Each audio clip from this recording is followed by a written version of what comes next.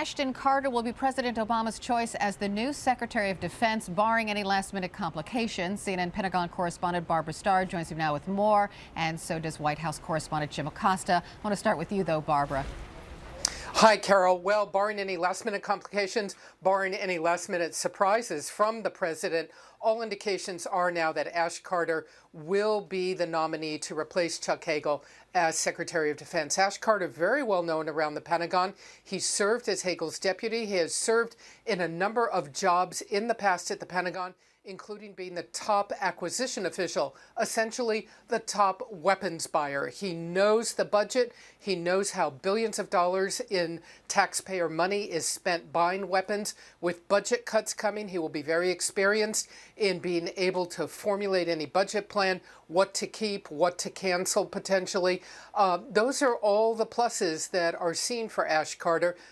He knows the military. He knows the military leadership. Part of the big question, and Jim may be much better to answer this, is does this answer the mail for the White House? They pushed Hagel out saying they wanted to transform to new leadership. Ash Carter, very well respected, but he really is part of the old existing leadership at the Pentagon. He's been in jobs here before. Will he really be able to deal with that White House micromanagement? Will he be able to offer new ideas and have them accepted? Carol? Okay, Jim, take it away. Yeah.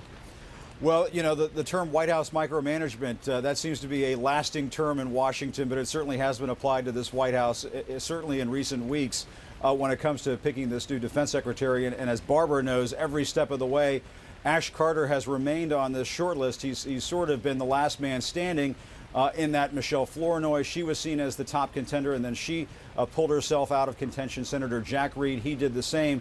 And then we heard this morning from an administration official that the Homeland Security Secretary, Jeh Johnson, who had been on the short list and is widely regarded as being very, very good inside this White House, he is also now not in contention for the job. And so that sort of leaves Ash Carter left. But just to say a few words about Ash Carter in terms of what the White House perspective is, and I think Barbara knows this as well, is that Ash Carter is very well respected inside this White House. I talked to an administration official last week about this, as a matter of fact, and that person said, you know, Ash Carter has to be on any short list. And in fact, he was on the short list the last time around, as Barbara knows, when Chuck Hagel was picked.